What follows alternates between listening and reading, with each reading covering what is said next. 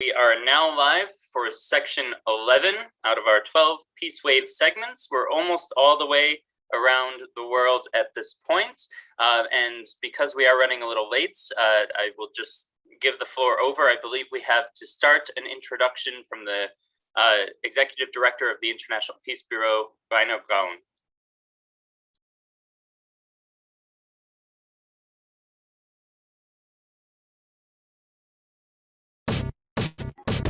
Dear friends, in peace to the Peace Wave 2022. My name is Rainer Braun. I'm the Executive Director of the International Peace Bureau, one of the main organizers of this International Peace Wave, which we are organizing together with World Beyond War and many, many other friends and colleagues all around the world. I'm staying here in the Ramstein Peace Camp, protesting against the drones war, but also against all the wars in the world. And Ramstein is a key element of all these wars. From Ramstein, soldiers and equipment was sent to the different wars in the world, now also to Ukraine. And we are calling from these airbases for peace, for disarmament, and for closing of all military bases. I think these are key messages of our activities all around the world. It's a great event that we this weekend can combine the actions and events in Ramstein together with these important protest actions against NATO summit in Madrid and with the G7 summit, which is responsible not only for wars, but for hunger and poverty in the world. It brings together these powers in the world, which are mainly responsible for the climate crisis, for the destroying of the environment and the diversity destruction. So this peace wave should show that we really have an international peace movement in many, many countries of the world, working under very different and difficult conditions. I'm heavily happy that we can welcome at this peace wave colleagues and peace friends from Russia and Ukraine. This is so important for a peace process in this region. I'm happy that we have the different parts of the world together. Asia and Africa, even the Arctic is working with us for peace. These are great signs and great hopes. So for me, this peace wave, and I'm very happy to welcome all of you, which will take part hours or seconds or minutes at this peace wave, maybe also take part as protest actions all around the world this weekend. I welcome you to the Peace Wave 2022, which hopefully will send a very important sign. Peace is the ultima ratio. War is the ultima irratio. This message from the Peace Nobel laureate Willy Brandt made at his Nobel laureate speech in 1971. It's 50 years after, so actual than ever. Let's work together. Let's unite our forces for peace and disarmament. It is more urgent than ever. Welcome to the Peace Wave 2022. Thank you.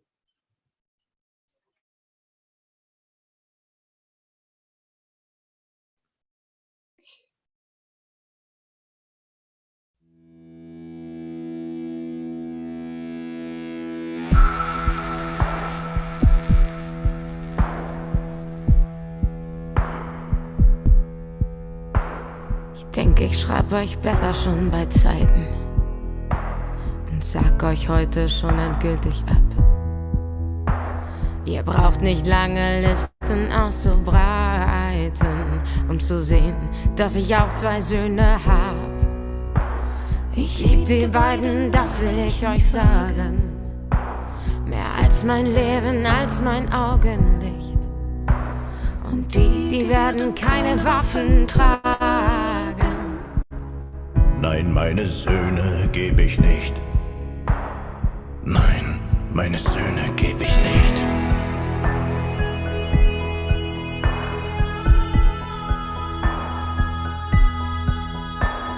Ich habe sie die Achtung vor dem Leben, vor jeder Kreatur als höchstem Wert. Ich habe sie Erbarmen und Vergeben und wo immer es ging, lieben gelehrt. Nun werdet ihr sie nicht mit Hass verderben, Kein Ziel und keine Ehre, keine Pflicht sind's wert dafür zu töten und zu sterben. Nein, meine Söhne gebe ich nicht. Nein, meine Söhne gebe ich nicht.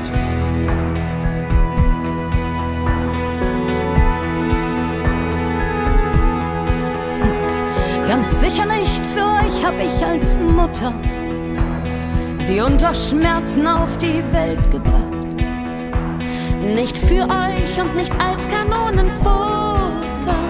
Nicht für euch hab ich manche Fiebernacht Verzweifelt an dem kleinen Bett gestanden und kühlt ein kleines glühendes Gesicht, bis wir in der Schöpfung Ruhe fanden.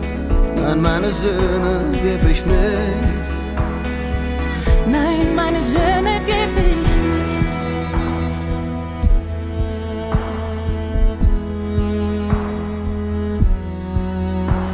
Sie werden nicht in Reihe und Glied marschieren, nicht durchhalten, nicht kämpfen bis zuletzt, auf einem gottverlassenen Feld erfrieren, während ihr euch in weiche Kissen setzt. Die Kinder schützen vor allen Gefahren, ist doch meine verdammte Vaterpflicht. Und das heißt auch, sie vor euch zu bewahren. Nein, meine Söhne geb ich nicht. Nein, meine Söhne geb ich nicht. Nein, meine Söhne geb ich nicht. Ich werde sie den Ungehorsam lehren, den Widerstand und die Unbeugsamkeit, gegen jeden Befehl aufzubegehren und nicht zu buckeln vor der Obrigkeit. Ich werd sie lernen, den eigenen Weg zu gehen, vor keinem Popanz, keinem Weltgericht, vor keinem als sich selber darzustehen. Nein, meine Söhne geb ich nicht. Nein, meine Söhne geb ich nicht. Eher werde ich mit ihnen fliehen, als dass ihr sie zu euren Knechten macht. Eher mit ihnen in die Fremde ziehen, in Armut und wie Diebe in der Nacht. Wir haben nur dies eine kurze Leben, ich schwör's und sag's euch gerade ins Gesicht. Sie werden es für euren Wahn nicht geben. Nein, meine Söhne geb ich nicht. Nein, meine Söhne geb ich nicht. Nein, meine Söhne geb ich nicht. Nein, meine Söhne geb ich nicht.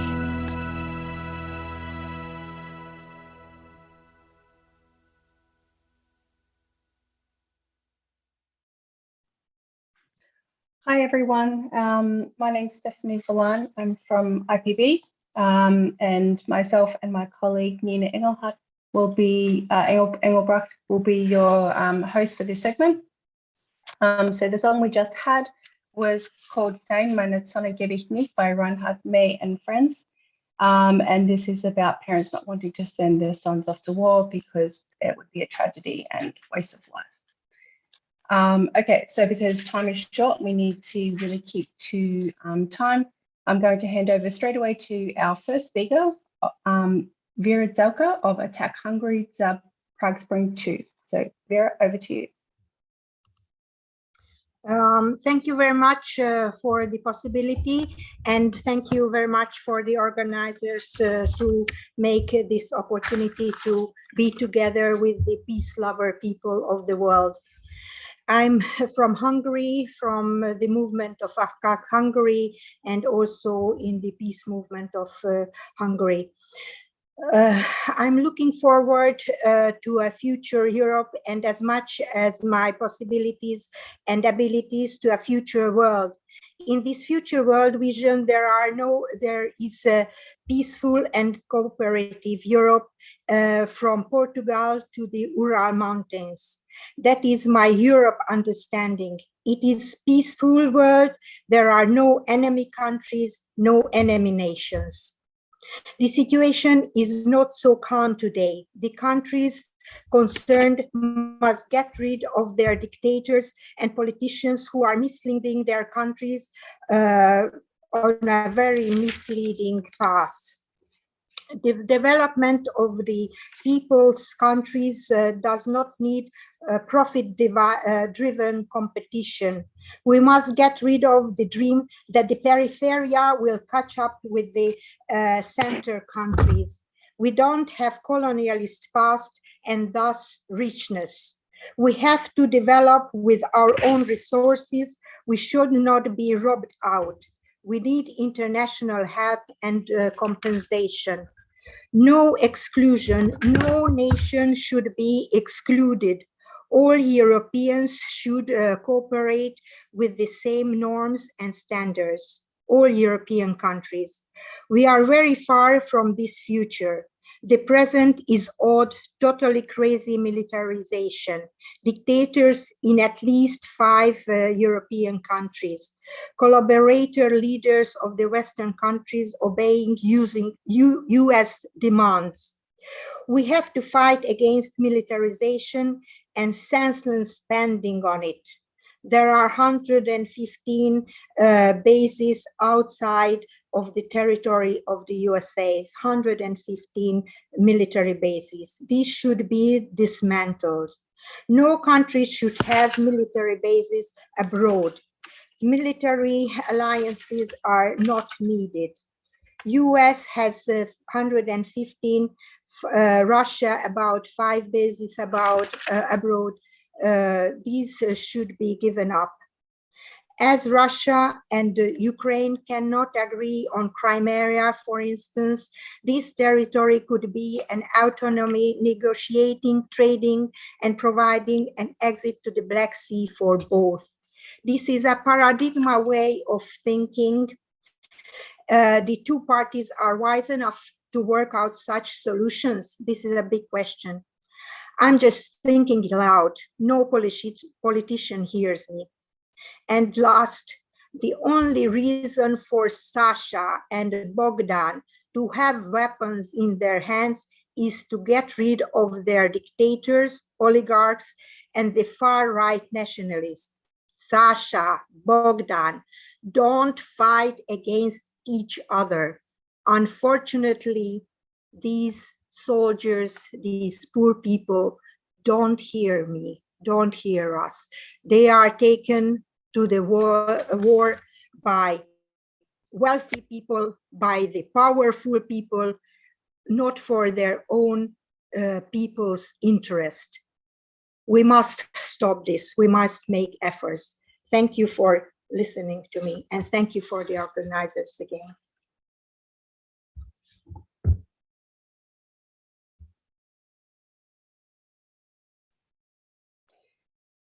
Thanks, Vera, for that really great speech, and also for keeping well in time. So I'm happy to say that we are, we are doing really well on that front.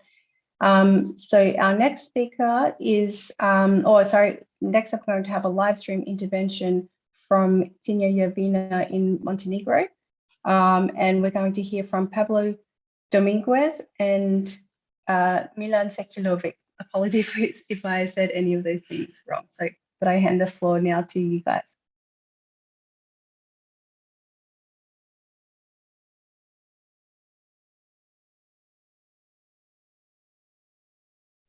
You're muted, Pablo. Yes, now I think you hear me, right? Yeah, because I was muted by the host, but now we have an authorization. So I hope you hear me all right. Yes, does anybody hear me? Yes, we hear you. Thank you. Okay, thank you very much. Thank you for having us here. Thank you for this amazing effort you're doing around the world. It's touching, it's impressive, it's beautiful what we're being able to see right now. No worries, Stephanie. It took me, I'm Spanish, it took me 2 years to say, well, Siñayavina. But the place, it's much more beautiful than the name for a foreigner. And now that I know how to say it, I'm just as amazed with the territory as with the name and with its people. I came here to study the pastoral commons. I'm a scientist, anthropologist, a political ecologist. I learned when I was coming, because it was one of the most amazing Balkan mountain pastures and one of the biggest in Europe, that they were going to build a military base with NATO support, and in fact NATO directed most probably, in the heart of this marvel that I had come to study. I'm studying this kind of places for 25 years, and they were going to destroy my little baby that I had just discovered. It was a jewel, so then I started talking to people saying, but is this real? Is it a joke? I mean, this is just so biodiverse, one of the last places on Europe that you have this living system still, a little bit like before. And then Milan Sekulovic bumped into me and he said, I'm son of Siñavina, and we want to make an association to defend this place. And I say, well, you got to do it, you know, and everybody in the world will listen to you guys, because they were alone. They were totally alone. Now, 2 years later, we're connecting with the world. They had a great success in 2020. Milan will tell you a bit more where they are. And so I'm going to pass the voice to him. But I'll just share with you guys quickly the video that we made in 2020 that in 50 seconds summarizes the whole thing. And then I'll pass it over to Milan with some photos and so on. So I hope it will work. Let me see, share screen. I really hope it will work and you can all hear it. But if you don't, maybe Theo or somebody else, I send the link, can pass it. But let me know if you're not hearing it. I'll let Theo or Stephanie put it on.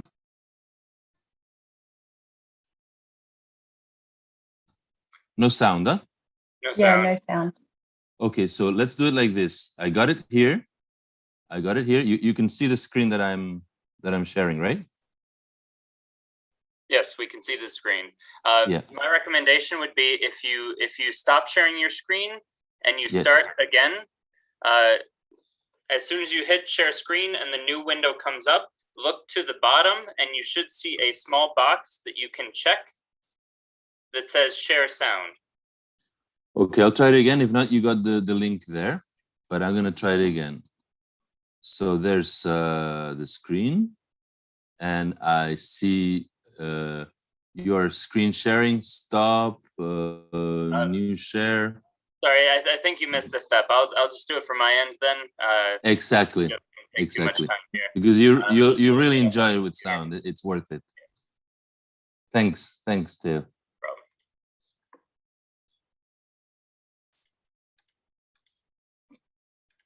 Just put it in full screen if you can.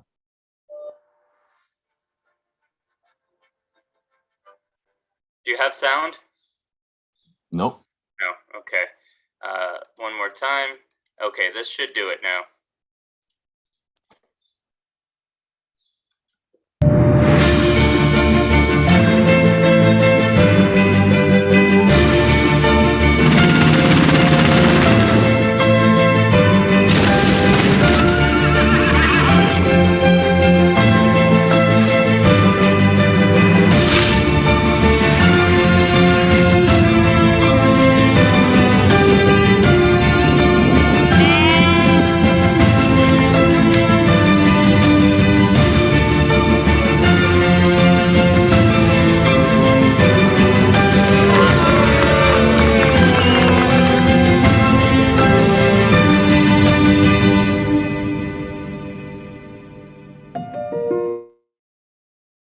Great, thank you.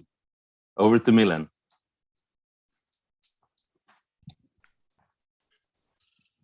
Yes.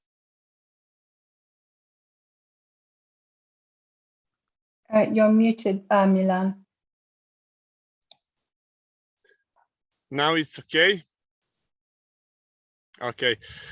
Thank you, everybody, and my pleasure is to be here and share the story from Sinjavina with all of you. And yes, like Pablo said on the start, we was very, very alone, and now we see we have a strong and powerful allies and friends around the world. So my name is Milan Sekulovic, and I am from Sinjavina in Montenegro. I am going to tell you the story from my country and community land, where the government of Montenegro, in coordination with NATO, tried to turn our territory of life, build and conserve through the millennia by the local pastoralist, generation after generation, to a territory of death and destruction. By making a military training ground without any consultation and without any environmental, socioeconomic and health assessment, putting us all in risk. Sinjavina is a huge limestone plateau over 400 square kilometers in area, which together with Durmitor makes the biggest mountain pasture on the Balkan and one of the biggest in Europe. Sinjavina is home and livelihood for over 250 families and 4,000 people. For hundreds of years, at least, in fact, of millennia, farmers of Sinjavina create one unique ecological system in symbiosis with the nature, and because of that, we are one part of Sinjavina is UNESCO Biosphere Reserve, and also propose like EU Natura 2000 area. Also, 2016, the EU give the money for study, and that study shows Sinjavina must be a regional park. But the government of Montenegro in 2019 decided to build military training ground in Sinjavina with the support of important NATO allies, as United States of America, Italy, and Austria, also with Slovenia and North Macedonia. Apparently, they don't do any consultation with the local community, and in one moment they make one small military exercise and put over 1/2 of ton explosive in the mountain when people was there. So in that consent, people of Sinjavina don't decide to sit and do nothing. So we establish say Sinjavina Association, and we start our fight for Sinjavina and protection of our mountain. Even more, in November 2019, also the group of international researchers team with Pablo Dominguez as a leader informed UNESCO in Paris, as well the European Parliament, about situation in Montenegro, especially on Sinjavina, and as a consequence of that, in February 2020, the EU Parliamentary Committee for Stabilization and Association with Montenegro visit our country and speak with our community leaders, representatives of NGOs, and also politicians who support Sinjavina. That was a crucial step because we start with cooperation with European Union, and we expect support from European Union to protect our mountain.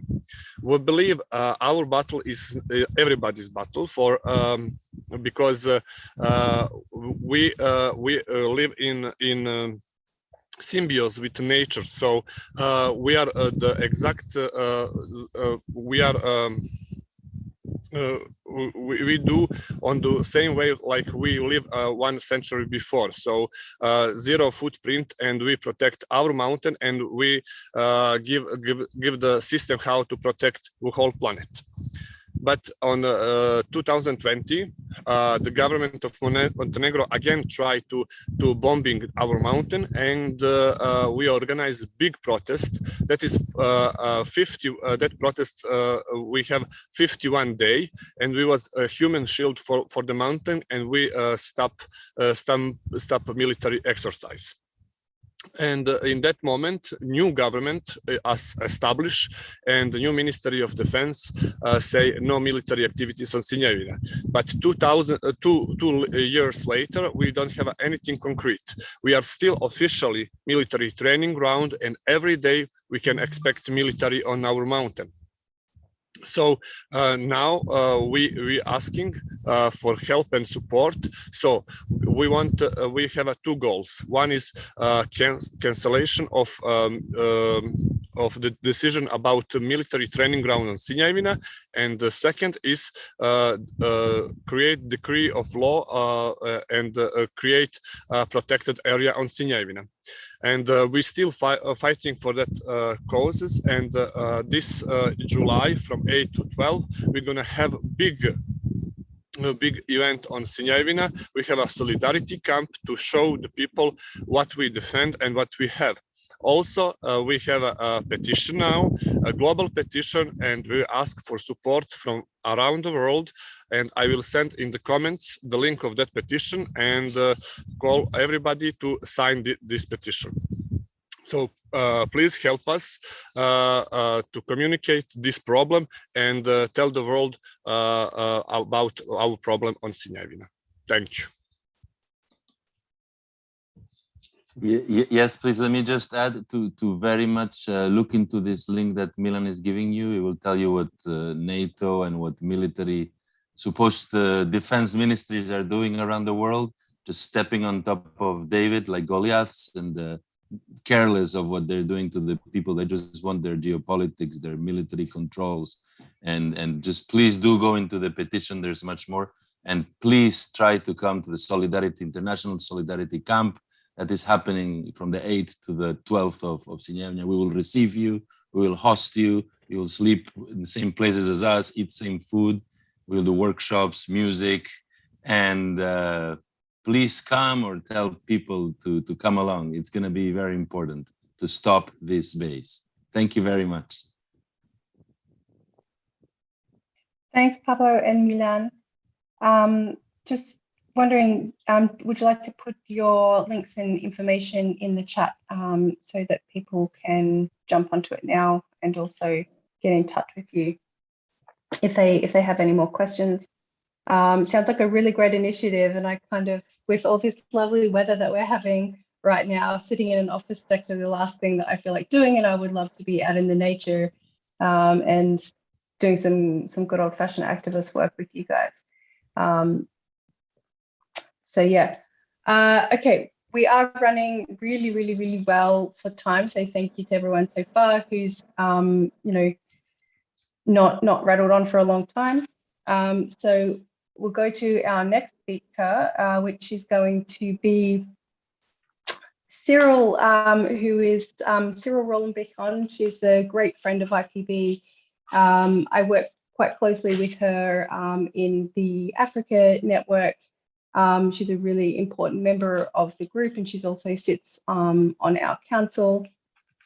So she's based in Cameroon, and today she's representing the new human rights movement in Cameroon, and she's speaking on disarmament for development. So Cyril, I hand it to you. Thank you, Stephanie. Good morning. Good morning, and thank you very much for giving me the floor. And above all, thank you once again for giving me the opportunity to speak out about peace, disarmament, and development. I will be trying to highlight the link between disarmament and sustainable development goal. The link between the disarmament, arms control, and development is a direct link established since 1945 by the United Nations Charter. According to the Article 26 of the United Nations Charter, disarmament is essential for lasting peace, security, and development. The Charter calls for the maintenance of international peace and security by reducing as much as possible the economic and human resources of the world toward armaments. In this light, writings and evidence indicate clearly that the excessive accumulation of weapons diverts resources for development and fuel arms, violence, and conflict. But despite this provision, disarmament is totally or almost totally absent in development program of our countries. Failure to establish effective arms control and disarmament system has therefore been shown to have disastrous consequences for socio-economic development, peace, security, and human well-being. We are all threatened by arms.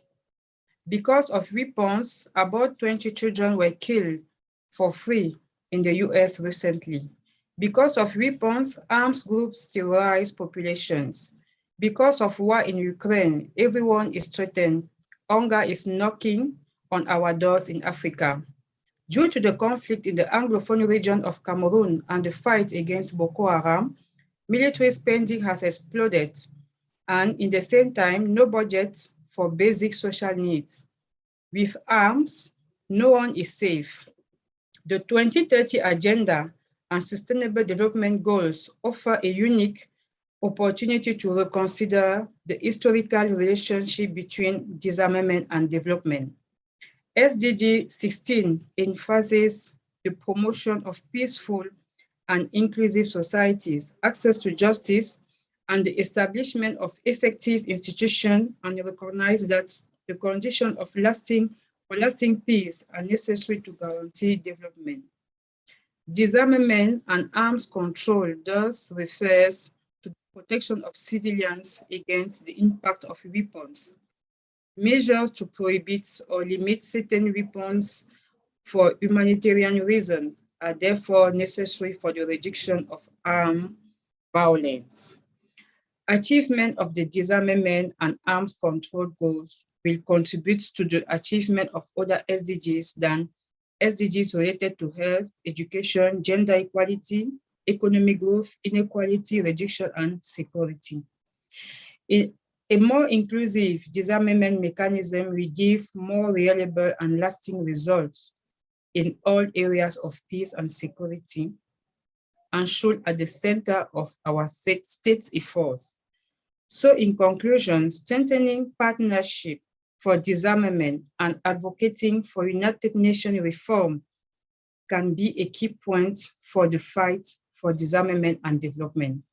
Thank you very much.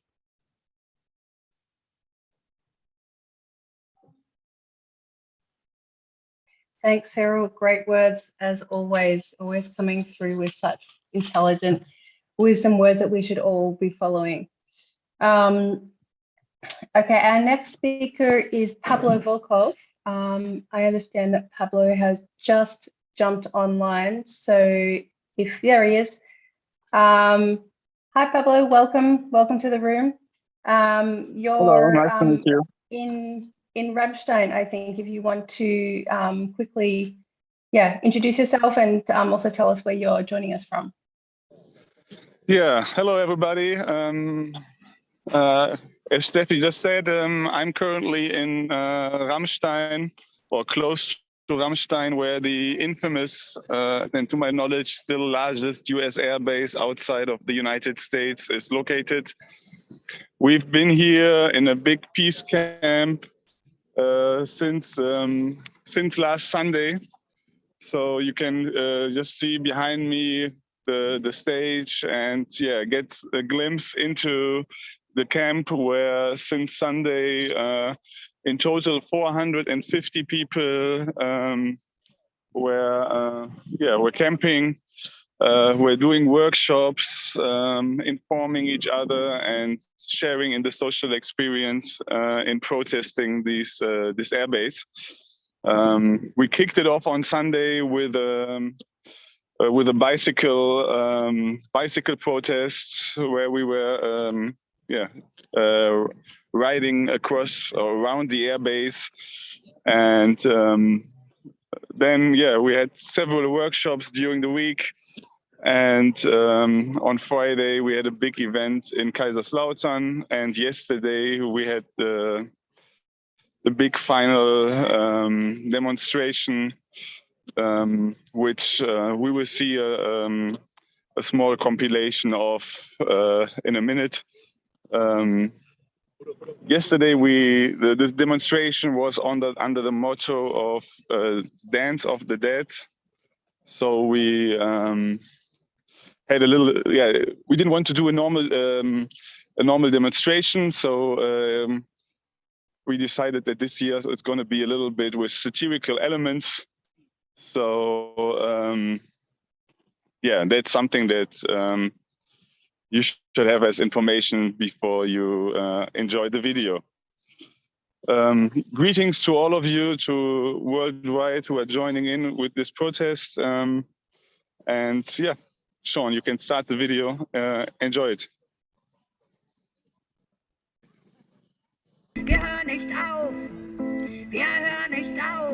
The young singer you're hearing here is singing, "We don't stop, we don't stop," all the time.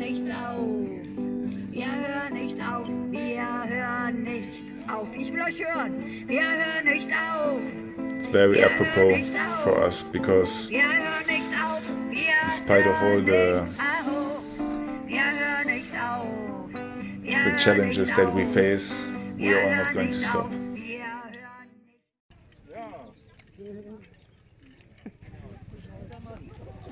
This is the first part of the demonstration. It's the march from the camp in Steinwenden, approximately 2 kilometers to Ramstein-Miesenbach, which is the city closest to the airbase.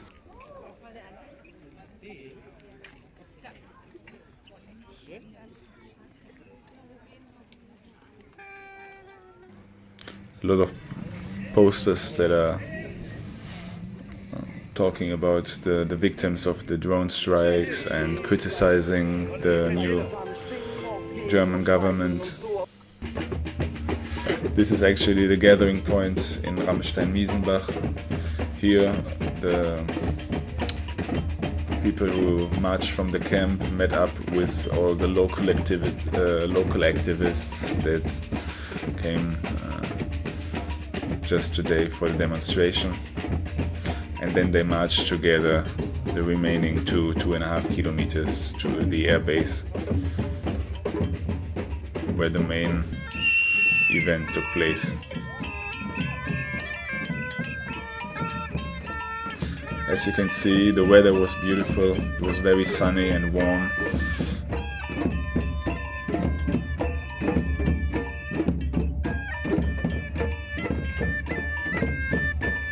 Everybody was in great spirits.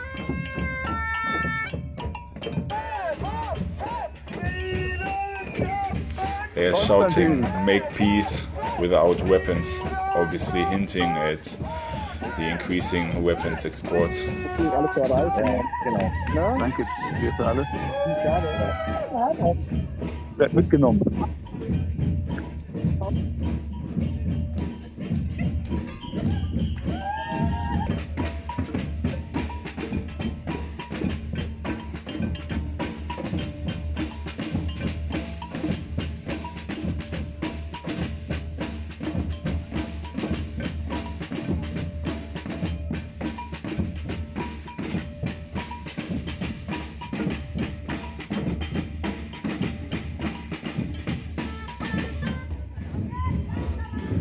The coffin representing the victims of drone strikes, in general, the victims of war.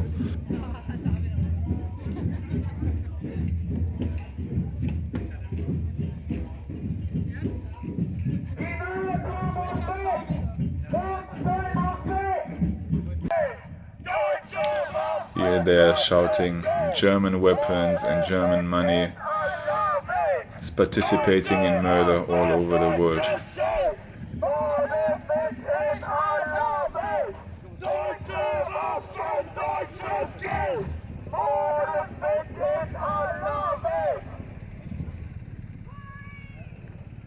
This is now the main stage, just in front of the airbase.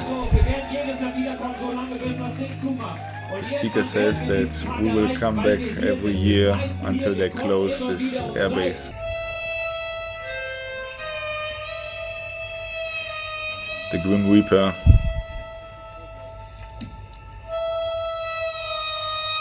symbol of death, and they're the perpetrators of death. German and international. The German foreign minister.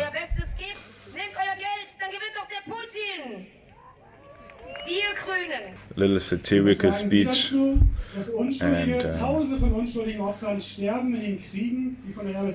here a representation of the German silent masses who don't oppose the wars yet.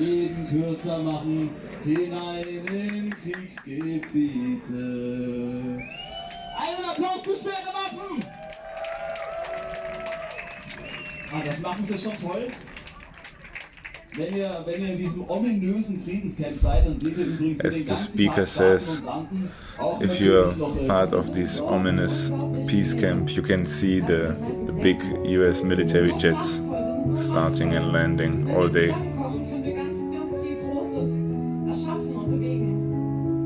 Danke, dass ihr heute hier seid und ein Zeichen für den Frieden setzt. This is Eugen Drewermann, the main speaker. It's a famous German peace activist, former priest and professor.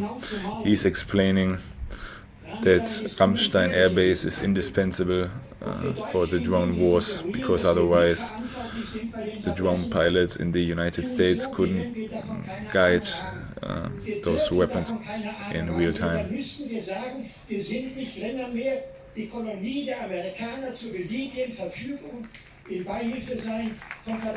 says Germany needs to stop being accessory in their crimes.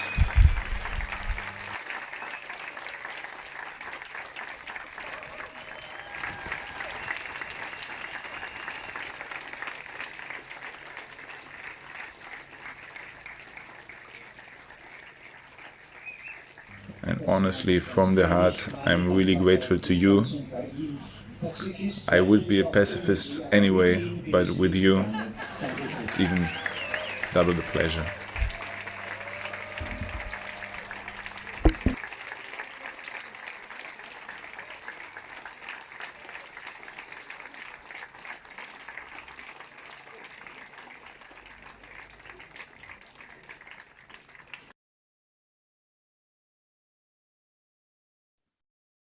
Thanks, Pablo. Wondering, could you tell us if you might know how many people are at the demonstration and like camping out with you, and also until when is everyone going to be there?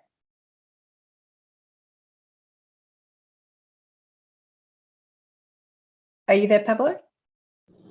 Yeah, I'm still here, but I couldn't hear the question. Just wondering if you can give an estimate for how many people are attending the demonstrations and being at the camp, and until when will the camp be there this year? Yeah, the camp is just being deconstructed, and so it's always from Sunday to Sunday. So today is the final day, and basically it's the departure day. We had like a total of 450 people in the camp. Yesterday at the demonstration, we were about 600 to 700. Okay. So there were some additional people coming just for the demonstration, as I think I mentioned in the video before. Yeah. No, that's quite good. It's quite a sizable demonstration as well for just going to like somewhere that's essentially in the middle of nowhere. It's a commitment, which is great. Yes. Okay. Yeah, I mean there are local activists here that sleep in the comfort of their own bed and that still joined for the demonstration, but they are not at least not overnight guests in the camp. And so yeah, I mean it's an amalgamation, a lot of different groups joining in, people from different backgrounds. Yeah, looks like a lot of fun as well, because peace work doesn't always have to be serious. It can also be fun. Absolutely. I mean, we have to find joy in life, and yeah, exactly. We're always trying to combine that, the serious topic, with also enjoying ourselves here. Yeah. Otherwise, we just get caught up in the doom and gloom of everything, and we lose our way. Okay. All right. Thanks, Pablo. Thank you so for having me, and enjoy the rest of the event. We will. Thank you for coming on, and you can go back to having fun or packing up, whichever kind of activity you're doing. Okay. All right. We'll move on to our next speaker, which is Vanda Proskova. She's going to be speaking on nuclear disarmament. Vanda is one of the leaders, like a youth leader in our field for nuclear disarmament at the moment. So at the moment, she's going to be representing the United Nations Office for Disarmament Affairs under the Leader for Tomorrow program. So Vanda, thank you so much for coming, for giving up your Sunday, and yeah, over to you. Of course, thank you. It's so good to be here, you guys. I can't even tell you. I took like a half-year sabbatical from showing my faces on different webinars. So I'm just really excited to be with you all. It's been a while, and it's so cool to see so many familiar faces and also get to meet some new ones. People keep asking me why I do nuclear disarmament, and I'm so happy you guys were saying that it has to be fun sometimes, otherwise we'd all just go crazy. And I guess that's my answer also sometimes. Like I just do it because it's fun. At the end of the day, we get to do so many cool things and so many cool projects and meet so many amazing people. So again, just very happy to be here, and thank you for the invitation. So hi everyone. For those who haven't had the honor to meet yet, my name is Vanda. I'm originally from the Czech Republic, and I'm an international student of international law and also an advocate for sustainable security. So I work for multiple different organizations in this field, mostly Private Institute for Sustainable Security and also Youth Fusion, which is was formerly known as the Abolition 2000 Youth Network. And I know this event is organized as a reaction to the NATO and the G7 summits, of course, in the context of the Russian war in Ukraine and all of the other wars that are going around the globe. So I find it so great that the organizers are not forgetting about the nuclear aspects of these conflicts, and that we can chat a little about nukes and how to get rid of them, more importantly. So for those of you that are newer to the nuclear disarmament field, let's just for a second imagine a scenario of just a regional nuclear conflict. Emphasis on the regional. So for example, in between India and Pakistan, that's an often talked scenario. Just neighbors, it's a relatively small geographical area. It's much, much smaller than what a US-Russia conflict would be, or if China got involved. So just a small regional nuclear conflict. Based on a research from the University of Colorado, the dust and smoke from the nuclear weapons used just in that area would do just horrible things that are hard to imagine, but let's try to sum it up. So they would reach the atmosphere and absorb the sunlight. This would then shorten the yearly crop growing time, which would basically mean that millions of people would starve to death. It would furtherly do a massive drop of temperatures everywhere on the earth for around 10 years or a decade. Of course, the ground itself would be contaminated, but also all marine food chains would be destroyed. So it's not just about, when we're talking about a little regional nuclear war, it's not just about the local crops and the land there. It's really affecting everything, everyone, everywhere for at least a decade. So what I'm trying to say here is that we just need to make sure that that just doesn't happen. And let me also tell you that it's exciting that this event is happening right after the first meeting of state parties to the Treaty on the Prohibition of Nuclear Weapons, but also prior to the NPT review conference, which is finally taking place in August. And also a little known fact, a week or so before the Parliamentary Assembly of the OSCE, which of course will pay a lot of attention to the common security aspect of the Ukraine conflict and all of that. So it's amazing to see that we do have these diplomatic and political tools that are in the process. We can talk about them because I think we all here agree on the fact that they're more important than ever. So because all of this attention is now being paid to these treaties, I won't bore you with the summary of what the TPNW does, or what why the NPT is still important, or why we should push for no first use policies. Instead, I think we today could take a bit of more an active approach. So let me suggest to you something we all can do to actively contribute to nuclear disarmament that is not as much talked about these days. And that's one of my favorite topics in the nuclear disarmament world. It's nuclear divestment. So what is divestment? In the simplest terms, is basically the opposite of investment. So when I'm saying we should divest from nukes, I'm saying that we should retrieve our investments to them, and then also potentially reinvest them into something much better. For example, the Sustainable Development Goals or anything else. So also, why is it important to talk about the money aspect of nuclear weapons? And that's simply because the big corporations that are profiting from them, so for example, Boeing or Honeywell International, they're not only rich, they're extremely powerful. And we sometimes don't really see that it's often them playing this game and not even the governments themselves. The impact of these corporations is just ridiculously large. And so, a favorite story. It's a good story, but it's also very sad.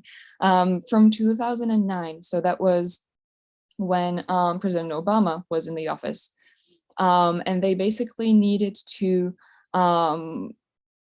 prolong the New START treaty. So that's an agreement with Russia.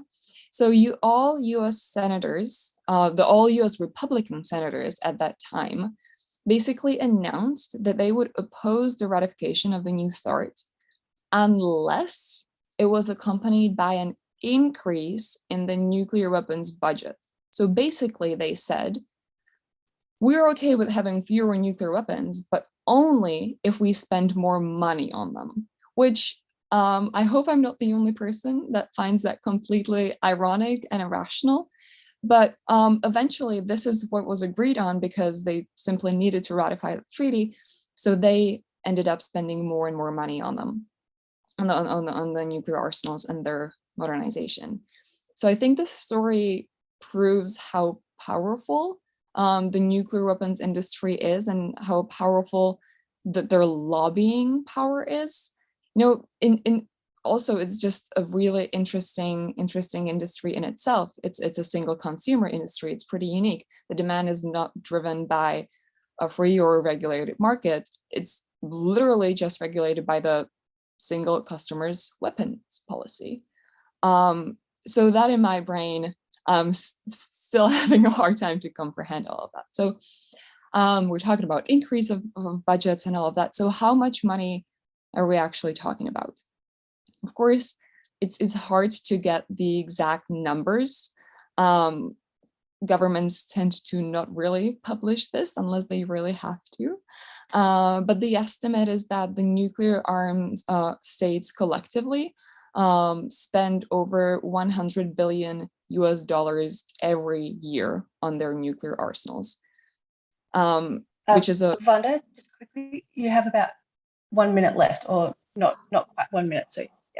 Okay, gonna speed it up. Anyways, so that's basically $192,000 every minute of every day. So just for a second of my minute, imagine what you could do with those almost $200,000 per minute, what your community needs. So, and then finally, to the most important point, what can we do? Basically, three main things for today. We can directly divest from our personal money or our personal investments. We can divest on the institutional and governmental levels. And three, we can become active in our communities. So to the first one, direct divestment of our personal money. I think a lot of young people, especially now, invest even just a little on our phones. It's kind of fun. So we can check whether our bank invests in nuclear weapons industry. And if so, we can ask them to change our policy. Here, I'll just quickly mention, don't bank on the bomb. They do fantastic research on what banks are doing well and what banks are not doing well. Secondly, divestment on the institutional or the state levels. Universities and churches, they often use endowment funds. So members of the communities can put pressure there, like stop investing into nuclear weapons, or we choose a different institution to work with. On the citizens level, anyone can pressure our cities and governments to do the same thing. In the US, Cambridge in Massachusetts has divested. In Germany, Hanover has divested from nuclear weapons, but also governments. Switzerland and New Zealand have adopted policies that are basically prohibiting investments into nuclear weapons on the governmental level. And that's really when we can make a large impact. And so finally, on the becoming active in the community, thank you all for already doing that, for being here at the webinar and just talking about the issue. And then I would just ask you to please spread the word. This is something we don't really talk about that often, this little 1 trillion USD being spent per decade on nuclear weapons. But if you think about it, half of the world already is nuclear weapon free. So we just need to divest the 1 trillion over the next 10 years to denuclearize the other half of the world, and we'll be good. I think it's sometimes we feel in the peace and disarmament field a bit powerless. Sometimes we feel like we take one step forward and then 20,000 steps backwards.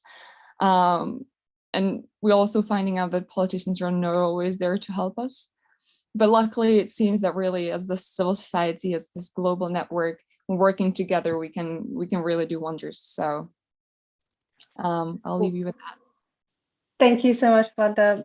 I actually really want to keep talking on this topic because this is my favorite topic. But we do have to move on. I'm sorry that I had to cut you short.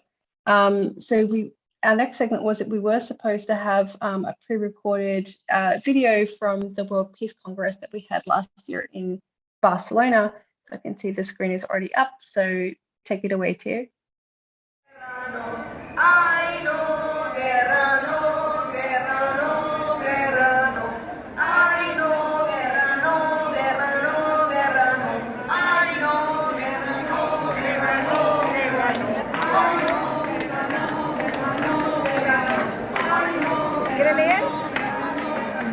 Persones que han hagut d'abandonar casa seva, buscar refugi en altres països sense distinció d'origen ni de la guerra de la que fugen. No a la guerra i no a la guerra nuclear. Per la retirada de les tropes russes d'Ucraïna i la lliure autodeterminació dels pobles. No a l'OTAN ni a cap altra aliança militar amb funcions agressives o intimidatòries. No als euromíssils. No a una nova guerra freda entre Estats Units i Rússia i Xina. Per la desmilitarització d'Europa i del món i per la desnuclearització total. No a la guerra! No a la guerra! No a la guerra! No a la guerra! No a la guerra! No a la guerra! No a la guerra! No a la guerra! No a la guerra! Que l'exèrcit rus va envair Ucraïna. La situació és molt complicada i volem que s'aturi d'una vegada i que s'aturi de forma no bèl·lica, sense armes. Només amb aquelles armes que tenim els humans pel fet de ser humans, que és parlar. Aleshores, I empeny el conjunt de la humanitat cap a un cessament integral de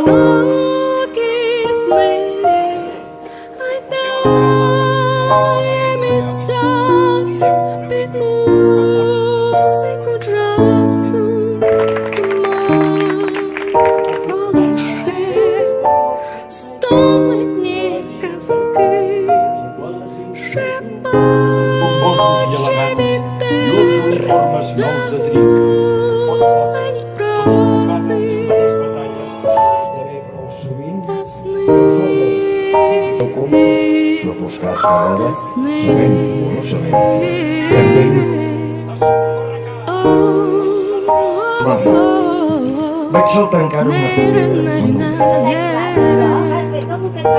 No va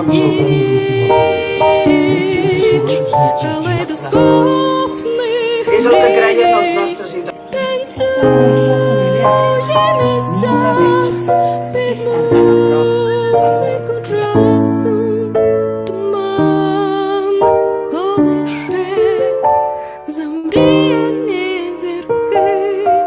Співає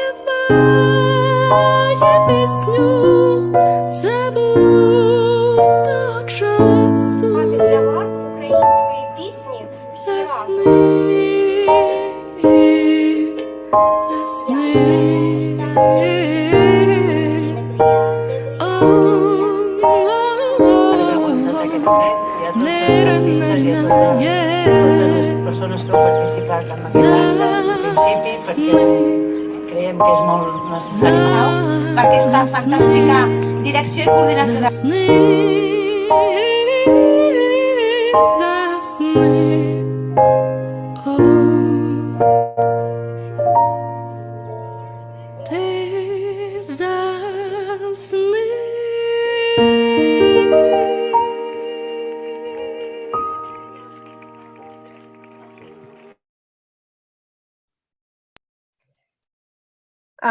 Okay, so I'm going to hand over to my colleague Nina.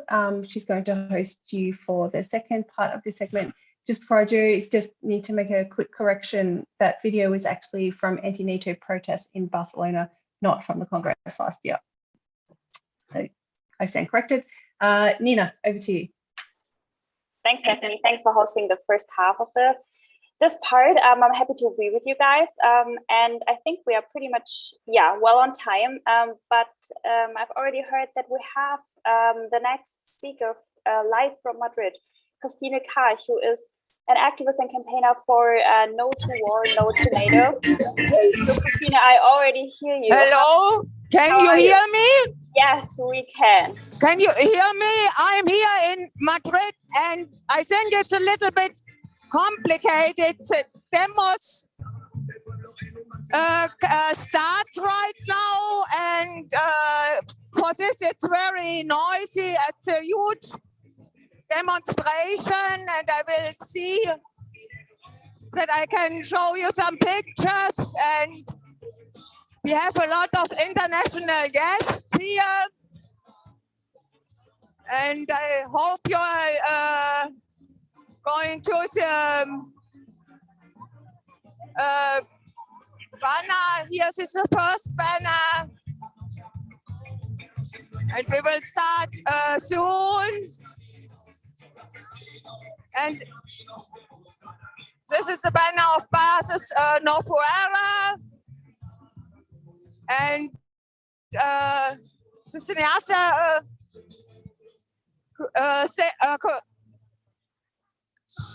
banners, and of course a lot of banners. OTAN no, which means NATO no. And this is the third day of our international protest. We had have two counter conferences and counter summit and a peace conference, and I would like to ask Rainer to show me a little bit, tell 1 or 2 minutes about his impression from the situation. You know, dear colleagues and dear friends, I hope you can hear me for all the noises around. But it is great to have these noises, because these noises show that there is a large protest today in Madrid. People protesting against NATO, and they are always calling that NATO is war and that we are abolishing NATO. And for all of you who are visiting this and see this in the world, you can see there is a large protest against these NATO summit in Madrid. People are gathering together for the first time since years for peace under the corona circumstances, and they are now calling for disarmament, and they are calling it loud and noisy under this wonderful weather today. So I hope that we can continue on the line of these protests today in Madrid. It's a great sign, and a great sign of hope for getting peace, becoming stronger, becoming more active all around the world. We are greeting you from Madrid. So now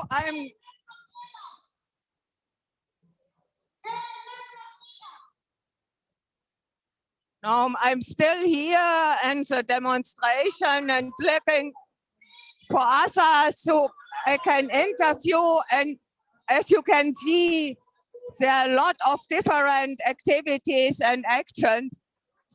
Irgendjemand von den Internationals. Ja, aber du kannst ja, ich komme wieder. Ja. Okay, we try to find out others internationals and also local. We know that they can speak English, but additional, it's complicated to find not so low. Oh, hey. Please, here is Ulla Klatzer from Sweden. Please say some words to your experience and why you are here. I'm here because I'm pissed off with the Finnish government that wants to take us into NATO, that is a nuclear-armed terrorist organization. It should be terrorist, not terror. So that is why I'm here. Yeah, thank you. And you are not alone from Finland. You are also compared with Lea. And Lea, please give me your impression about the actions here in Madrid. I think it's fantastic. It's really fantastic to have such a lot of people from different way of lives, and to see this beautiful city having this demonstration against NATO. Okay. Thank you. And now I see some young people. Please tell me, where are you from and why are you here? Del Partido de Izquierda de Europa. Okay. Hi, Christina. Greetings from Madrid. Yes, many greetings from Madrid. The European Left Party is here. The Linke comrades from other parties. And we're gathering and it's going on. It's looking very well. Good weather, good motivation. We say no to NATO, no a la guerra. Muchas gracias. Why are you here? Where are you from? I'm from Slovenia, from the party of the left. And I think it's very obvious we need to be here. Everyone should be here because we are against the militarization, we are against conflict, and we want to say that we want peace. Okay, thank you. We are online. Please tell more. Why are you here? We are here because the NATO summit, we don't want here in Madrid. Spain is a country of peace, and we are showing that internationally we want peace. No more NATO bases, no more destruction, no more war.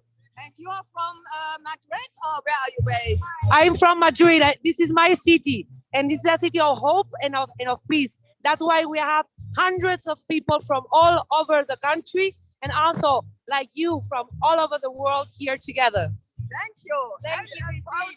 Hi. Hi. Hi. Why am I here? What do you want to know? Why are you here? I'm here because I oppose the NATO and I oppose the militarization of the European Union. I oppose the militarization of Europe and the world. We need social policies. We need ecological policies. We need political solutions to the world problems and no bombs. We need to be together against the war and for each other. Thank you. Thank you. Now I show you some more impressions and maybe I can interview some others. Progressive justice here.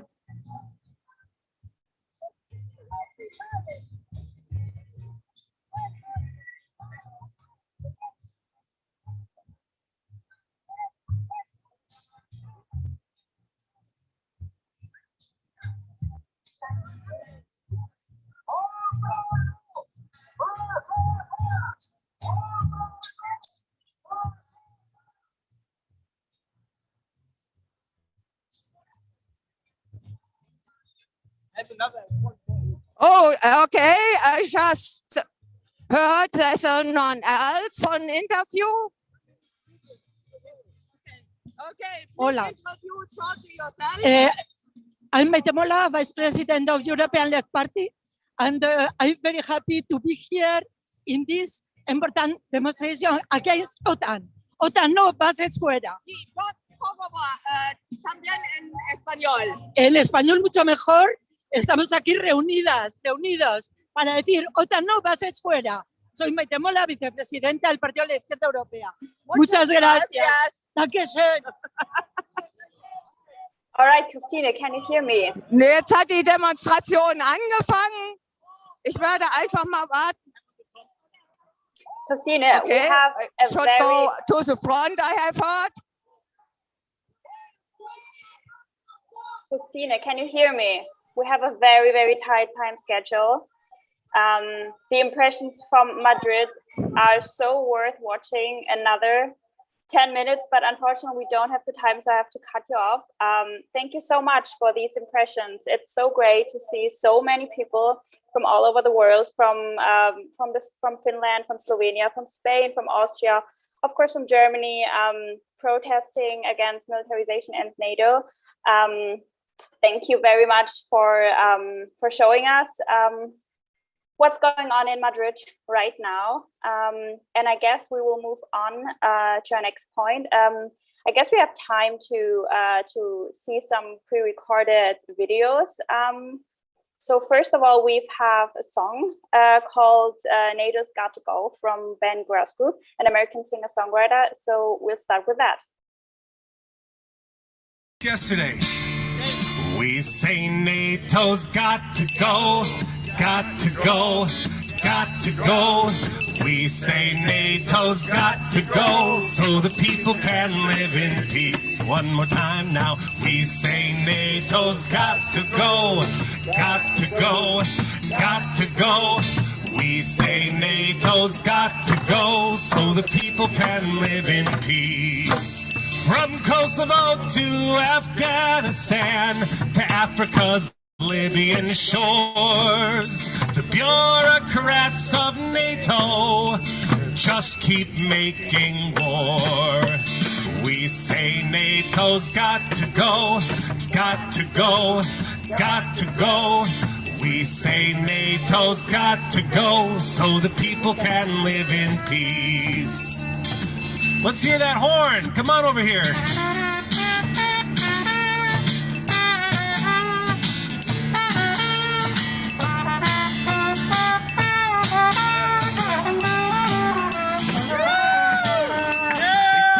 We're in danger, so we need to buy more arms. But the threat of climate chaos doesn't seem to raise alarm. We say NATO's got to go, got to go, got to go. We say NATO's got to go so the people can live in peace. We say NATO, we say NATO's got to go, got to go, got to go. We say NATO's got to go so the people can live in peace. You know, it should be said, this song comes from the African-American tradition. It's an old African-American spiritual. People believe it was written around the time of the mid-19th century, and I think there's a reason that many of our best freedom songs come from the African-American tradition when you look at the history of African-American struggle in this country against oppression. Third verse. They're in Poland and Romania, and they're spreading to Brazil. It's a scheme to sell more weapons and leave the whole world with a bill. We say NATO's got to go, got to go, got to go. We say NATO's got to go so the people can live in peace. We say NATO, we say NATO's got to go, got to go, got to go. We say NATO's got to go so the people can live in peace. We can't afford good housing. We can't afford health care. We can't afford clean water, 'cause the military took our share. We say NATO's got to go, got to go, got to go. We say NATO's got to go so the people can live in peace. NATO has been sowing fear and death and pain. When we get rid of NATO, the people can only gain. We say NATO's got to go, got to go, got to go. We say NATO's got to go so the people can live in peace. We say NATO's got to go, got to go, got to go. We say NATO's got to go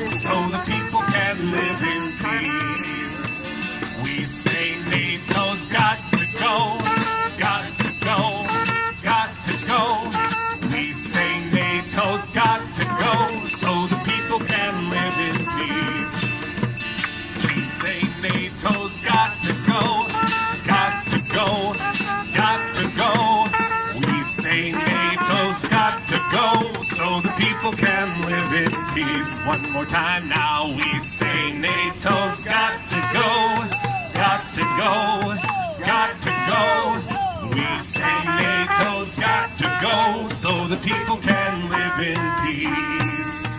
One last thing I'll say about this song is that the original name of this song was Joshua the Battle of Jericho.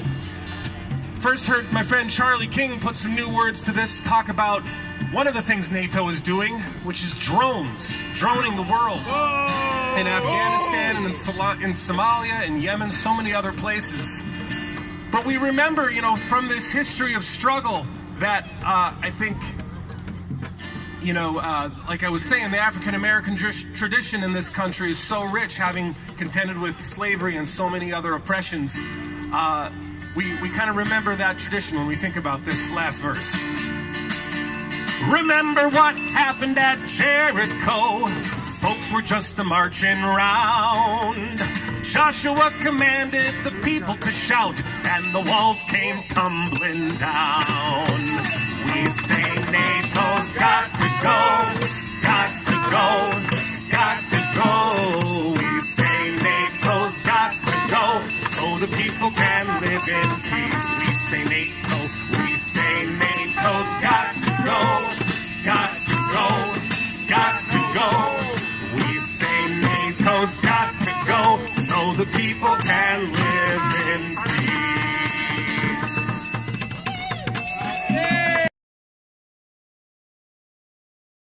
All right, great song, and also great idea to spotlight the our live video from Madrid. That matches actually perfectly.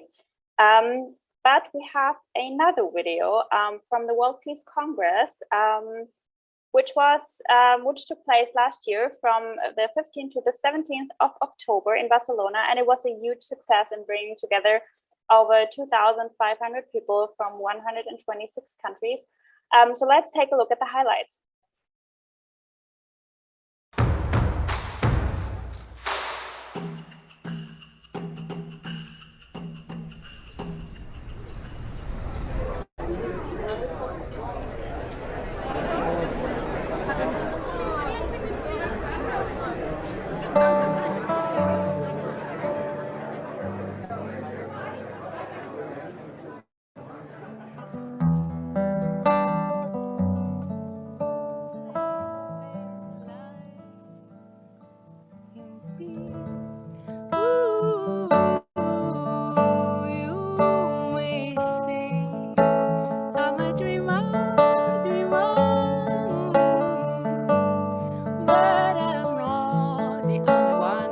We want to establish reimagine for peace and action.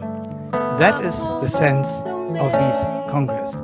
As we reimagine our world, we reimagine it with the lessons we've learned during the pandemic. It is the first time that we can come together in large numbers for nearly 2 years. Can't we get, instead of spending more and more on arms, into a process of investing in socially useful, sustainable industries for the future that enhance human life, not destroy human life? Surely that's something we can do. We, the pacifists, are the realists. Construir un món en pau no comença a les sales de conferència de Nova York, de Ginebra o de Viena. Comença des de la base. Peace has to be worked upon, not in the future, but today. Cada any tenim més exportació d'armes, cada any tenim més conflictes armats. Ens dediquem a preparar-nos per a tenir cada vegada més armes que només beneficien, i això sí que ho tenim clar, als que les fabriquen. Because we are all in this together.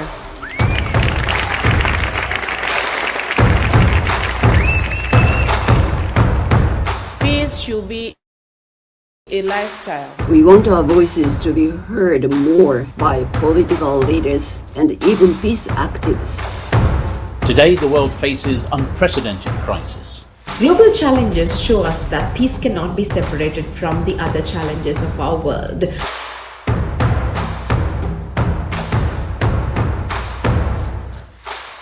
So we are living through not just wars between people, we are living through wars against nature. violence against Mother Earth must stop right now. We must recognize all of the intersectional issues that need to be addressed if we are ever to truly achieve peace. The importance of continuing that struggle for the liberation of all Black people everywhere. We must acknowledge that there are human rights violations around the world that used women's rights as a pretext for occupation, but only managed to empower the most corrupt forces in our society. And in this moment, we can let others decide what the future will look like. Okay. Or we can step forward and raise our voices to define and call for the world that we wish to see.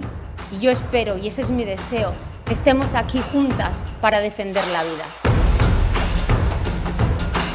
We ask you to join us in building this together.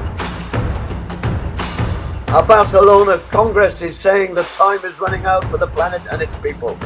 That we, all of us in this room, recognize the urgency of now. As Dr. King said, only in darkness can you see the stars. Well, we now have many stars to guide our action.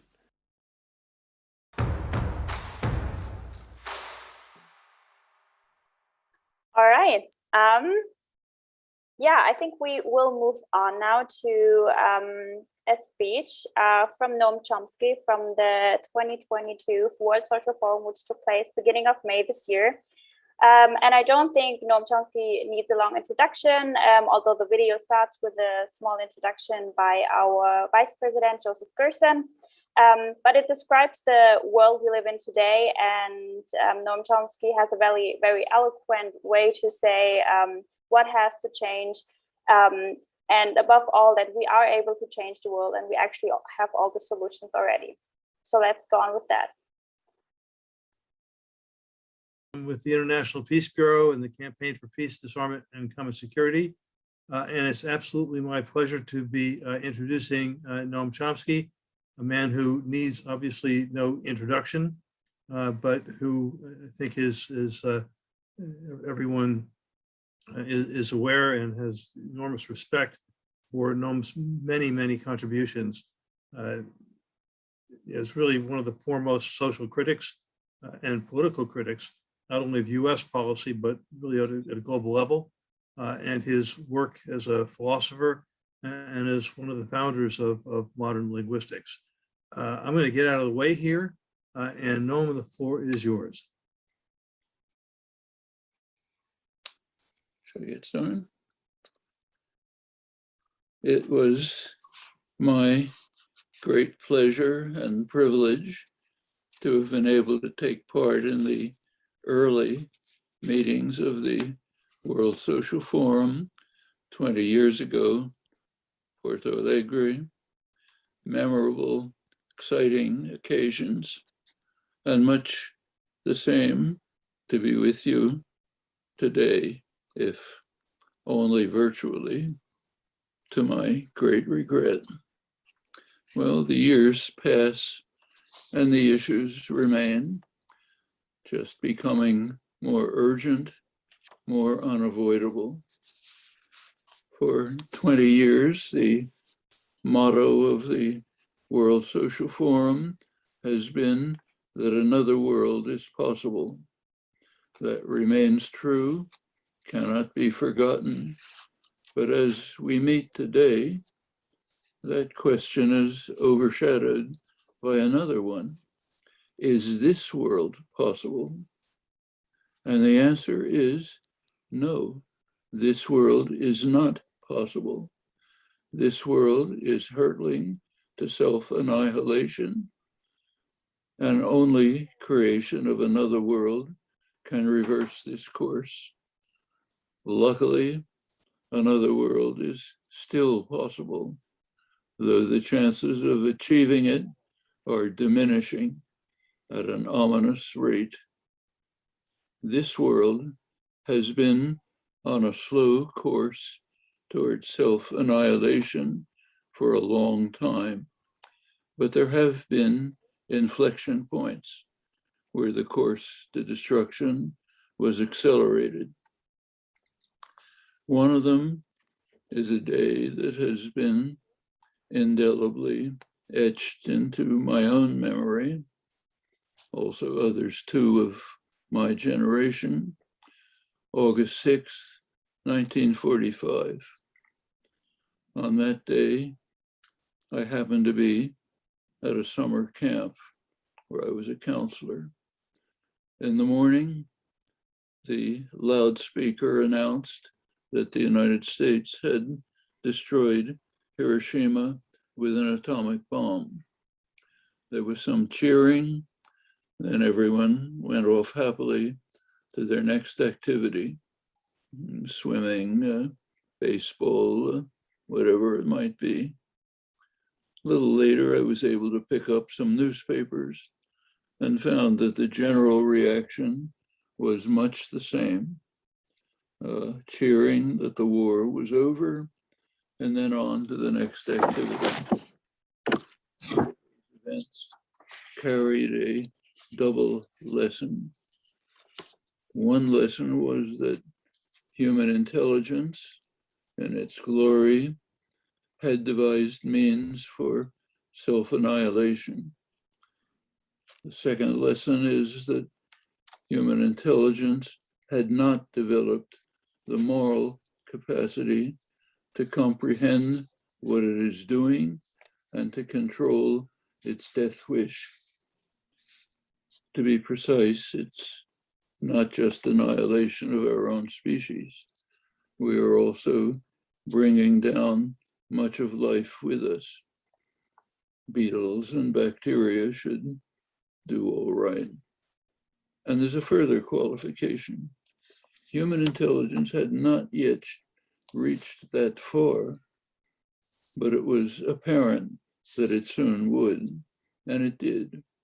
In 1953, when the United States and then the Soviet Union exploded thermonuclear weapons, the capacity to destroy everything, great achievement. Putting these qualifications aside, let's go back to the essential lesson. Human, technical, and scientific intelligence vastly outstripped human moral intelligence. The capacity to destroy is not matched by the ability to understand what we are doing and to change course. Those who see the stark resemblance to today are not mistaken. There were some who did understand what we were doing and the need to change course. Among them were the scientists who established the Bulletin of Atomic Scientists and the famous doomsday clock with the hand set a certain distance from midnight. Midnight means termination of the human experiment on Earth. The clock provides a kind of measure of the gap between technical and moral intelligence. The clock was first set in 1947, 7 minutes to midnight. In 1953, with the explosion of hydrogen bombs, the minute hand was moved forward to 2 minutes to midnight. Since then, it's oscillated, reflecting analyses of the world situation. It did not reach 2 minutes again until the Trump years. In his last year in office, the analysts abandoned minutes, switched to seconds. 100 seconds to midnight. That's where the clock stands now. Next January, it'll be set again, and wouldn't surprise me if it moves closer to termination. In 1945, it was not known that another inflection point was coming. Poisoning of the atmosphere and a new geological epoch, what geologists call the Anthropocene, an epoch in which human activity radically influences the global climate and not to its benefit. Well, add another personal anecdote. I learned how serious this was 50 years ago when in one single week, I received phone calls from two friends. One was the chair of earth sciences at Harvard. The other was the head of meteorology at MIT. Both of them informed me of new evidence that had just appeared that CO2 levels in the atmosphere were sharply accelerating and that we were heading towards catastrophe. Well, as we all now know, the dread news was also well known to the executives of the fossil fuel companies.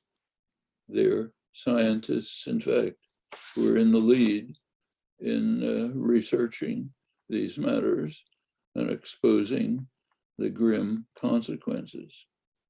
The response of the executives was to accelerate the destruction and to kill any threat that the population might understand their grim fate. Some of these steps towards annihilation are not as well known as they should be. They're instructive. One important case is what happened to the Republican Party, which will soon be taking power in the United States, so it appears. Perhaps virtually permanent power if its quite open efforts to undermine American democracy succeed. The party is 100% denialist, a matter of extraordinary significance. This was not always the case, and the transition tells us something about the institutions that humans have constructed and about the challenges they pose to survival. Let's go back to 2008, election year. The Republican candidate for president was John McCain. He had a climate plank in his program. Not very much, but something. Republican legislators were also beginning to consider similar efforts. Well, as soon as the huge Koch brothers energy conglomerate got wind of this, they leaped into action. For years, they had been working hard to ensure that Republicans fully supported free use of fossil fuels, and they were not going to tolerate this deviation from subordination to their interests. They launched a huge juggernaut, bribery of Congress, threats, massive lobbying, fake citizens groups, no stone left unturned.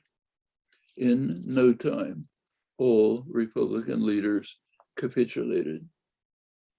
In the last Republican primary, that's 2016, every candidate either denied that global warming is happening or said, maybe it is, but we're not going to do anything about it. The victor, Donald Trump, went all out in maximizing the use of fossil fuels, including the most destructive of them, and dismantling regulations that might protect the environment. Of course, he also pulled out of the international effort to address the crisis. Donald Trump owns the party, which is very likely coming back to total control of the government. This is not Andorra. This is the government of the most powerful country in human history. And that's not a joke for our sad world. Well, one effect of the treachery of leadership is that among Republicans and those who lean Republican, only 20% regard global warming as a top priority. It's only the most critical problem that humans have ever faced, along with nuclear war. So why pay attention? So our leaders and their media echo chamber tell us.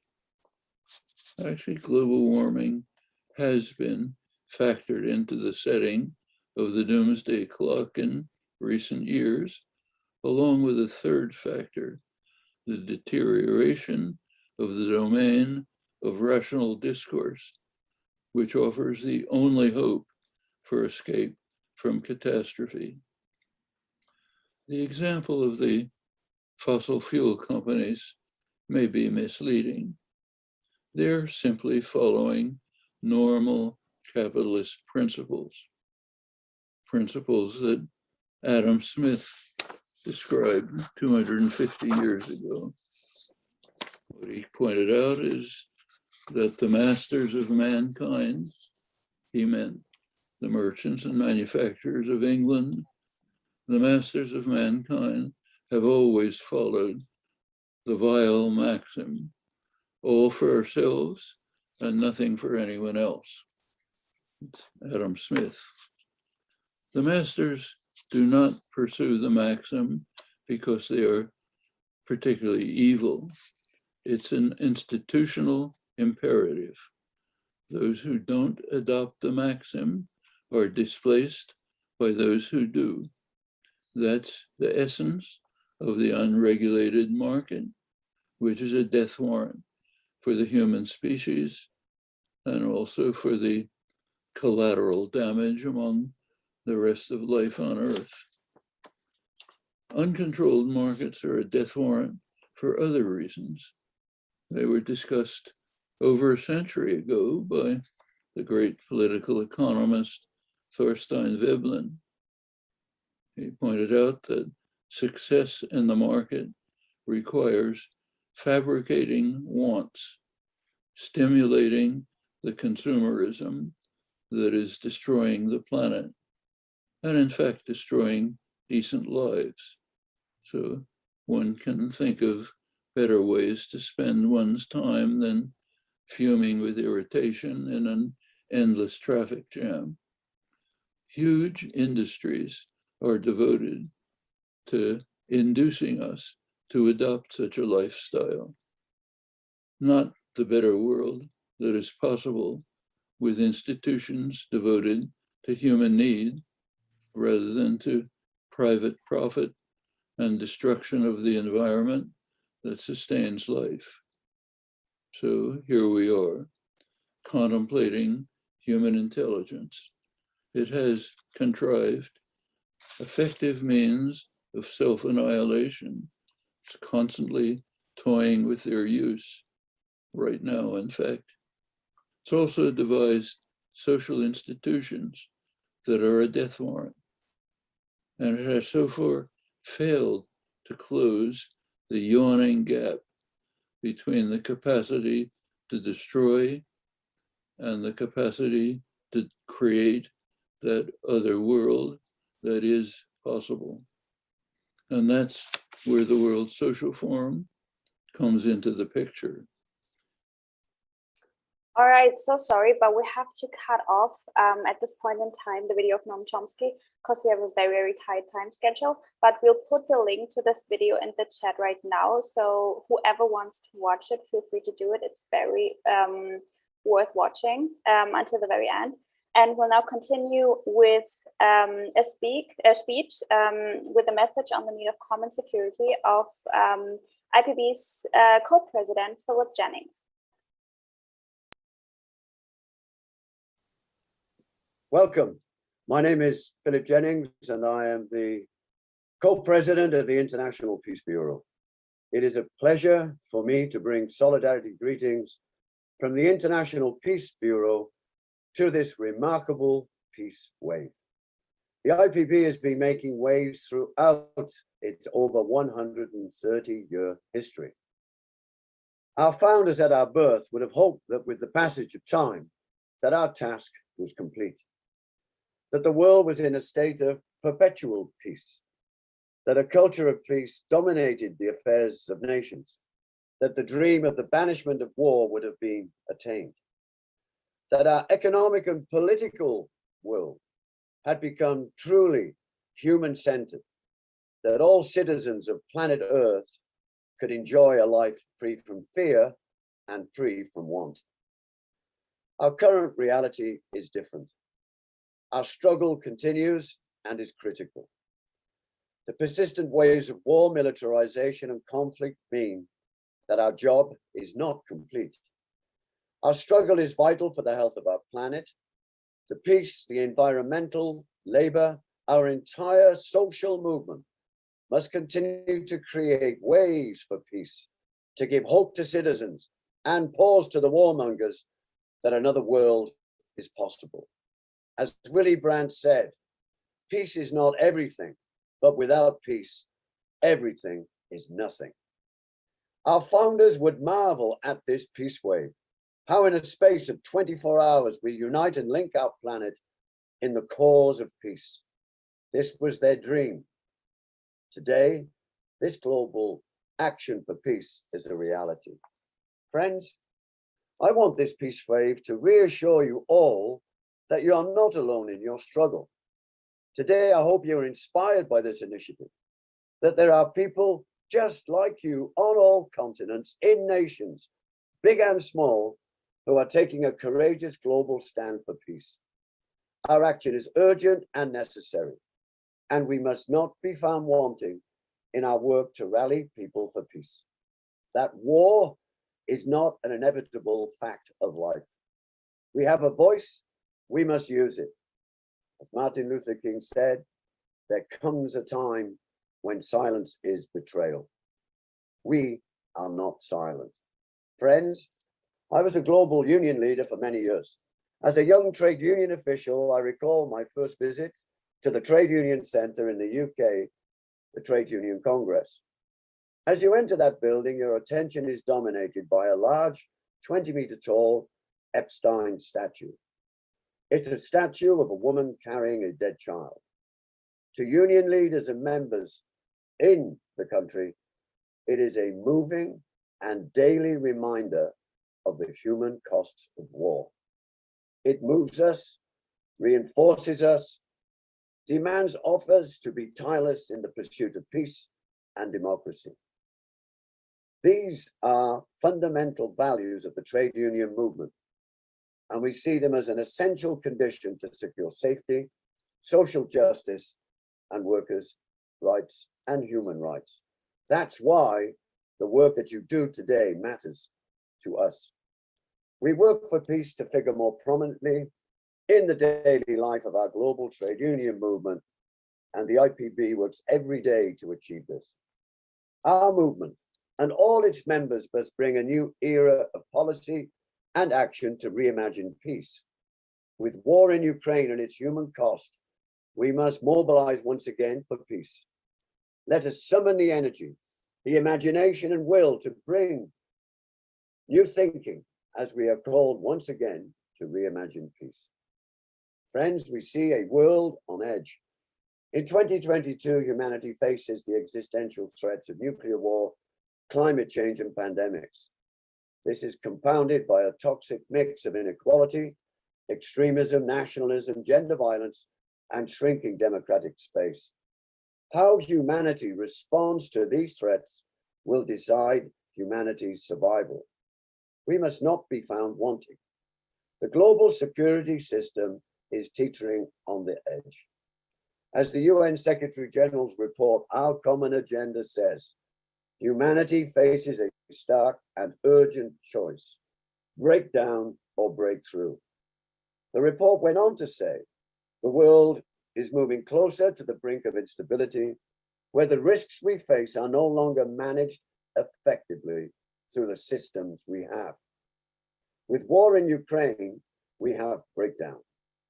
Go-it-alone states ignoring the UN Charter, a nuclear and conventional arms race free for all. Our systems for peace and our common security are broken. The doomsday clock is 100 seconds to midnight, the closest in history. The world is stepping away from respect for human rights and democracy. We reject authoritarian rule, the fascists, the xenophobes, the warmongers. And as we take a stand against them, they have declared war on us. My union experience confirms the scale of the attack against us as they try to bring us to our knees. 109 countries impede the registration of unions. 87% of countries have violated the right to strike. Workers experience arbitrary arrests and detention in 68 countries. A war against us on many fronts, and nations in the end, its people and peace that suffer. The latest is Belarus, where the union stand against war is met with an iron military fist, and in Myanmar, where leaders and activists are butchered, arrested, and tortured. We know that civil society and your right to breathe and undertake action is also subject to an onslaught. But our movement is not beaten. We defy. We continue to organize and mobilize. We develop our ideas. United when we cry, no justice, no peace. No peace, no justice. Our international and national movements in their history have taken courageous stands and waged campaigns for peace. Demonstrations against war, strikes against war. This call to action is upon us again. We must rally and organize for peace with boycotts, embargoes, refusals to transfer arms, hunger strikes, peace camps to picket lines at military bases, campaigns against escalating military expenditure, questioning the military industry complex, against nuclear weapons and agitating for a peace dividend, policies for disarmament and development, pro-democracy demonstrations in the street for gun controls, pushing for a renewed multilateralism. We demand a new social contract and a new dialogue of peace to replace the narrative and consequences of militarization and strategic competition. Our history has so many examples. 40 years ago, people rallied in their millions against nuclear weapons, a campaign that brought results. We supported the Helsinki Accords and the creation of new institutions for peace and dialogue in Europe. We mobilized for a new generation of arms control treaties. Friends, today, we now have war in 60 nations. We have war in Europe. The aggressive military invasion by Russia of Ukraine has pushed the doomsday clock closer to midnight. Our response has been clear: for Russia to end this war, a ceasefire, withdrawal of Russian troops, and peace talks. And we have condemned this invasion. We also denounced the repression in Russia against those who oppose the war in Ukraine. Our peace wave is one of many actions for peace. Just a few weeks ago, I addressed a CND rally at the Lakenheath US Air Force Base in England. Why, you might ask? Well, it's been confirmed that a new generation of American nuclear weapons have either been installed or are on their way there. Today, there is a demonstration at the Ramstein Air Base in Germany. There are demonstrations in Madrid to present alternatives and no to NATO.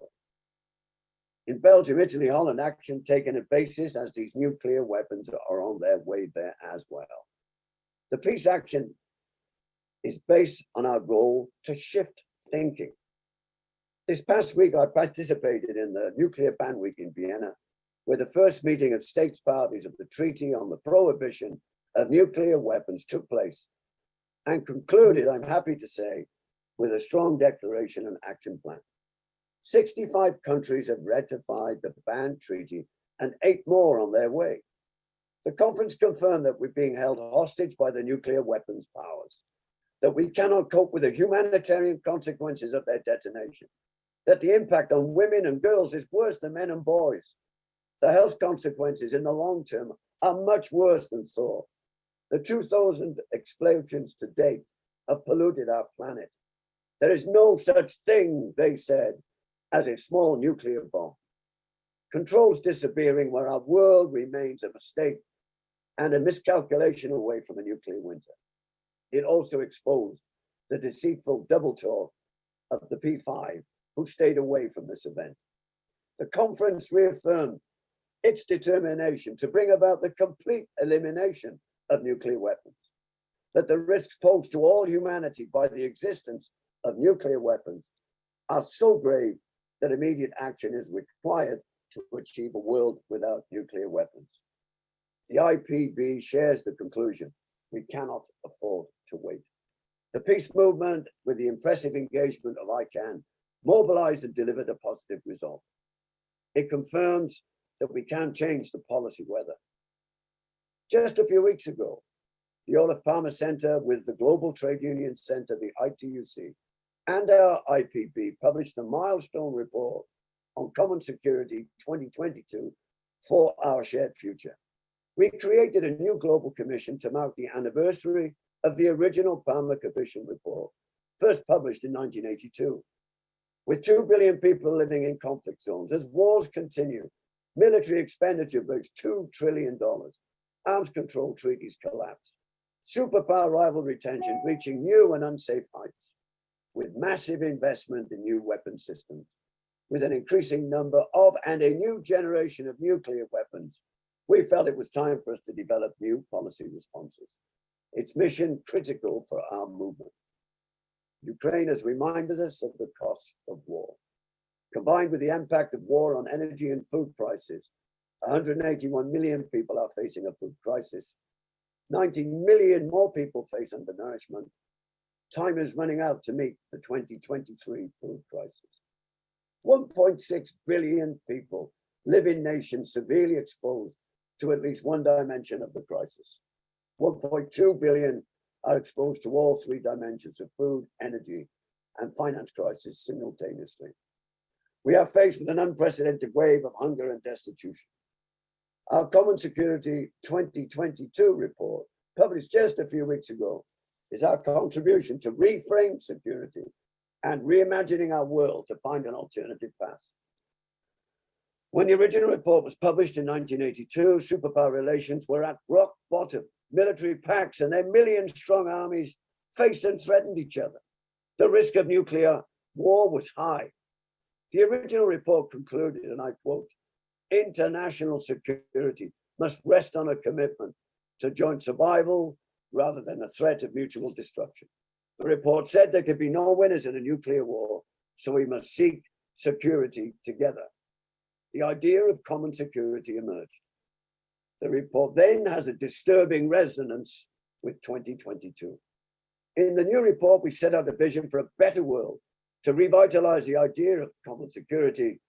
And in doing so, we make a series of recommendations focused on four main areas: strengthening the global architecture for peace, a new peace dividend for disarmament and development, revitalize nuclear arms control and disarmament, and policies to regulate new military technologies and outer space weapons.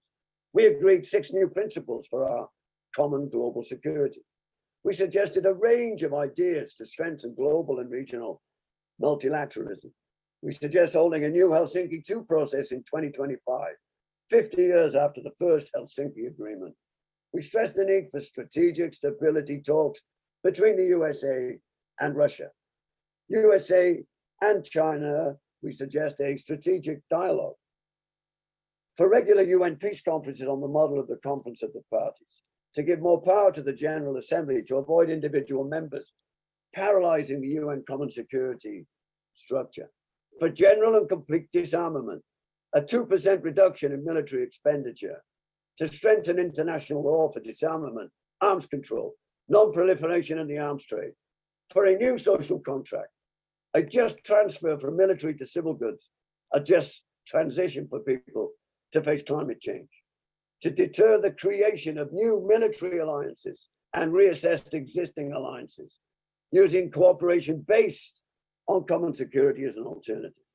We repeat, a nuclear war cannot be won and must never be fought, and we demand the complete abolition of nuclear weapons, for nuclear weapon-free zones and states to sign up to the banned treaty. The parties to the Nuclear Non-Proliferation Treaty must urgently develop and present concrete, time-bound, and transparent plans on how they intend to implement their obligation to nuclear disarmament. We say we must move away from the nuclear deterrence paradigm and call for bans on cyber attacks on nuclear command and control systems, prohibition of autonomous weapon systems to strengthen outer space treaties. We call to strengthen the international role for women, peace, and security by setting a 50% goal for women's participation at all levels of international and peace undertaking. When women are involved, those peace agreements are much more durable and they succeed. Friends, in closing, I thank everyone that has made this peace wave possible. I recognize the work of the IPB staff, who will be awake for almost all of this peace wave of 24 hours, a great and remarkable effort. Our movement, throughout its history, has been committed to peace. The global descent into chaos and war, the breaking of international law, ignoring the UN Charter of military and nuclear escalation of war means we must not be found wanting in this time of all dangers to fight for peace. It is time to fight for our common global security. This peace wave is a powerful global initiative that shows another world is possible.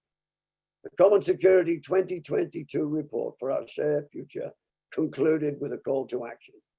And I quote, "The threat of war and its consequences have not diminished over the years, but political will, people power, the people wave, and a collective attitude can lead to change. There is still time to be innovative and ambitious in reframing security and reimagining our world. We must not be found wanting." Thank you. All right, and with that, our time is up. So we will officially close part 11 of the Peace Wave now. Yeah, all there's left to say is thank you very much to all the speakers and to everybody else who's participating in this Peace Wave. It's great to see so many contributions from different people from all over the world. And also a very quick special thanks to Sean Devine and Theo for organizing not just part 11 of the Peace Wave, but a lot more, together with David Swanson from World Beyond War. Thank you guys so much. And I'll just, yeah, give the floor first to Sean and then to the moderator of part 12. Great, thank you so much to Nina. And again, just to repeat to everyone who's been involved in part 11 and every part so far, all of the speakers, as well as everyone who's just joined in the call throughout these so far 22 hours with 2 hours left to go. We're very thankful for all that. Now, just very quickly, because we are running into the final segment time here, I need to say we will stop the recording and live streaming and restart both of them for the final session.